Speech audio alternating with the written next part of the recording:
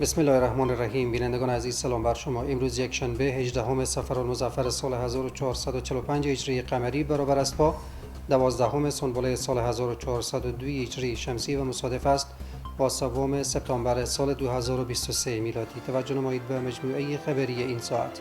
در آغاز سرخط خبرها. بازدید معین فرهنگ و هنر وزارت اطلاعات و فرهنگ از بخش‌های مختلف مسجد جامع بزرگ هرات.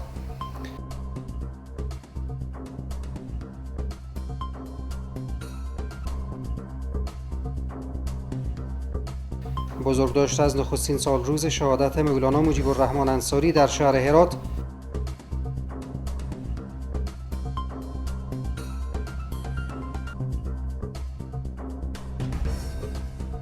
و برگزاری جلسه کمیسیون کنترل قیمت‌ها از سوی اداره شاروالی هرات.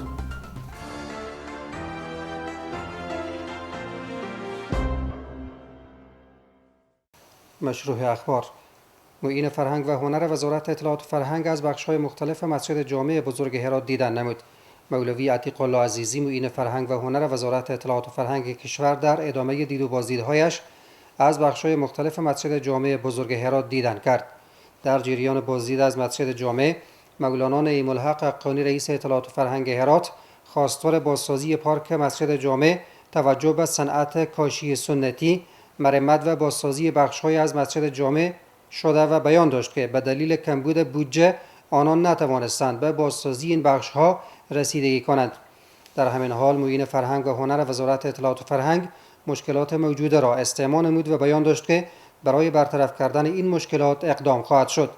گفتنی است که معین فرهنگ و هنر وزارت اطلاعات و فرهنگ کشور طی 2 روز سفر خود به هرات از اماکن مهم تاریخی و دیدنی هرات دیدن نموده و این بازدیدها ادامه خواهد داشت.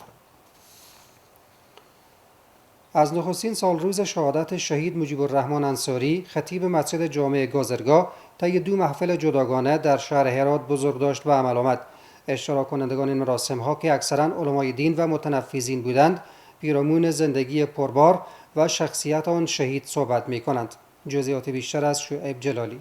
برنامه یادبود از نخستین سالگرد شهادت مولانا مجیب الرحمن انصاری اینجا در شهر هرات.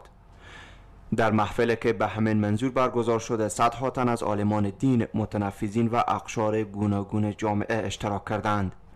سخنرانان این مراسم بیشتر از همه پیرامون زندگی پربار و شخصیت آن شهید صحبت می کنند. افتخار می کنیم به نام شهدای خود، افتخار می کنیم به راه شهدای خود، افتخار می کنیم به خون سرخ و خوشبوی شهدای خود. الله منان ارواح تمام شهدای امت اسلامی را شاد و خرم داشته باشد. همیشه مولانا ما میگفتم با علما محبت داشته باشیم، با علما قدر علما رو بدانیم. علما کسانی هستند که بعد از رفتن ما قدر از اینا رو میدانیم. به نمازهای جماعت و به برنامه‌های اسلامی پابند باشیم. دارالحفاظ ساختن، مدرسه ساختن، منبرها تأسیس کردن، مفتیها و محدثها و مفسرها به جامعه تقدیم کردن. عالمان دین در این برنامه نیز در کنار یادبود از زندگی پربار شهید مولانا انصاری بر ادامه راه آن شهید تاکید داشتند. باید بیاییم من و شما راه مولانا را ادامه بدیم. مولانا شهید شد و از دنیا رفت، اما آرمان و آرزویی که از من و شما دارد این است که من و شما در راه دین استقامت داشته باشیم. این در حال است که در محفل مشابه در مسجد جامع گازرگاه شریف نیز با حضور گسترده مردم از زندگی و کارنامه‌های شهید مولانا مجیب الرحمن انصاری یادبود به عمل آمد. امارت اسلامی از هنر خطاطی که از ادوار مختلف به جا مانده حمایت می کند. مولوی عتیق الله عزیزی معین فرهنگ و هنر وزارت اطلاعات و فرهنگ از انجمن خطاطان این ولایت دیدار نمود. عبدالجلیل توانا، یک تن از خطاطان هرات، میگوید که هنر خطاطی اگر حمایت نشود از رونق میافتد. وی از معین فرهنگ و هنر کشور خواست تا برای حمایت هنر خطاطی نمایشگاه‌های داخلی و خارجی برگزار شود. در همین حال مولوی عتیق الله عزیزی معین فرهنگ و هنر وزارت اطلاعات و فرهنگ میگوید که امارت اسلامی از هنر خطاطی که از ادوار مختلف به جا مانده حمایت می کند. مولوی عزیزی پیشنهادها و مشکلات اعضای انجمن را یادداشت کرد و در جهت رفع آن هدایت لازم داد. همچنان خطاطان هرات به پاس توجه مسئولان تحفه از هنر خطاطی را به معین فرهنگ و هنر کشور اهدا نمودند. مسئول کتابخانه عامه در جریان دیدار معین فرهنگ و هنر وزارت اطلاعات و فرهنگ از کتابخانه عامه میگوید که این کتابخانه به کمبود کتاب جدید روبروست. مسئول کتابخانه عامه بیان داشت که نبود امکانات سرمایشی و گرمایشی یکی دیگر از مشکلات این کتابخانه می باشد. در همین حال مولوی عتیق الله عزیزی معین فرهنگ و هنر وزارت اطلاعات و فرهنگ میگوید که برای غنیسازی کتابخانه کار می شود و تلاش وزارت این است تا برای تقویت فرهنگ کتابخوانی و همچنان حمایت از نویسندگان کار کند. گفتنی است که در ادامه معین فرهنگ و هنر کشور از مجموعه آثار، خطاطی و نقاشی‌های مدیریت نگارستان نیز دیدن نمود. جلسه کمیسیون کنترل قیمت‌ها و جلوگیری از صعود آن در بازار برگزار گردید. با حضور مسئولان شاروالی صنعت و تجارت، آمر تنظیم امور مارکت‌ها، نماینده استخبارات، آمریت شرکت دولتی نفت و گاز، نمایندگان اتاق سرمایه‌گذاری، اتحادیه نفت، اتحادیه گاز مایع، علافان و وارد کنندگان گندم، آرد، برنج و سایر غلجات و برخی مسئولین بخش‌های مختلف سکتور خصوصی این جلسه برگزار گردید. در این جلسه ضمن تمجید از نحوه کنترل بهای ارز خارجی به خصوص دلار توسط دولت مرکزی، چگونگی نشیب و فراز قیام مواد اولیه مورد بحث و بررسی قرار گرفت.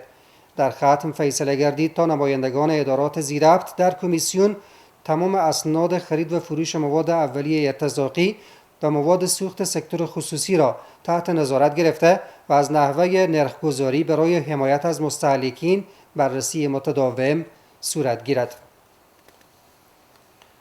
معین فرهنگ و هنر کشور از انجمن ادبی هرات دیدن نمود. در این دیدار محمد داوود منیر رئیس انجمن ادبی هرات و اعضای انجمن ادبی از مشکلات خود که بیشتر نبود امکانات مادی برای این انجمن بود را به مولوی عتیق الله عزیزی معین فرهنگ و هنر بیان نمودند. رئیس انجمن ادبی هرات بیان داشت که اگر این انجمن مورد حمایت قرار گیرد میتواند ساحه فعالیت خود را گسترش دهد.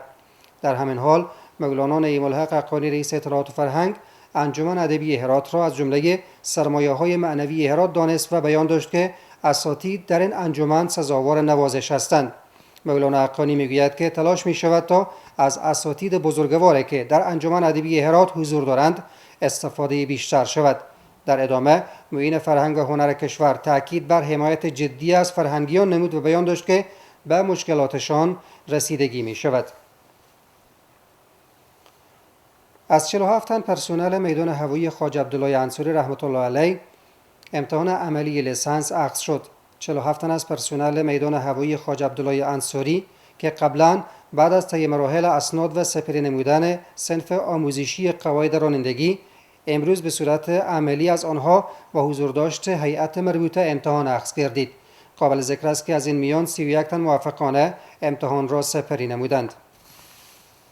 یک باند از سارقین حرفه‌ای توسط نیروهای امنیتی هرات بازداشت شدند. پرسنل آمریت حوزه 12 امنیتی پلیس هرات طی اقدام کشفی سفر کرد. اعضای یک باند حرفه‌ای سارقین بوده و دست به سرقت اراده شهروندان می‌زدند به طور بالفعل بازداشت نمودند. از نزد این افراد یک اراده موتر مسروقه به دست آمده و اکنون تحت نظارت نیروهای امنیتی قرار دارند.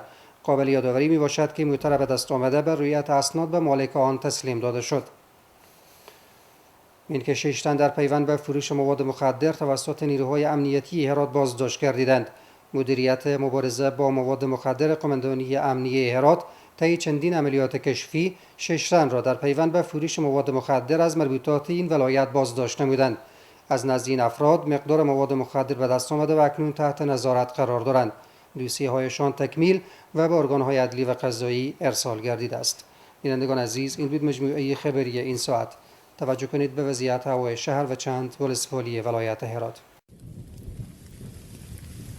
درود بر شما. شب بر همگی شما بخیر. توجه فرمایید به وضعیت هوای شهر هرات و چند ولسوالی آن. دوشنبه شهر هرات آفتابی، بلندترین درجه حرارت 32، پایینترین 15 درجه سانتیگراد. غریان آفتابی، بلندترین درجه حرارت 34، پایینترین 17 درجه سانتیگراد. کرخ آفتابی، بلندترین درجه حرارت 31، پایینترین 15 درجه سانتیگراد. و همچنین پشتون زرغون آفتابی، بلندترین درجه حرارت 33، پایینترین 15 درجه سانتیگراد. و در پایان مرور مجدد داریم بر سرخط خبرها. بازدید معین فرهنگ و هنر وزارت اطلاعات و فرهنگ از بخش‌های مختلف مسجد جامع بزرگ هرات.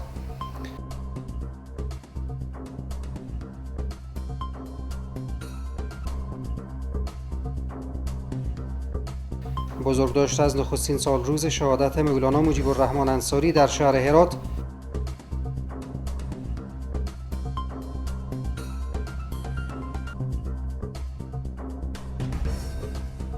و برگزاری جلسه کمیسیون کنترل قیمت‌ها از سوی اداره شاروالی هرات.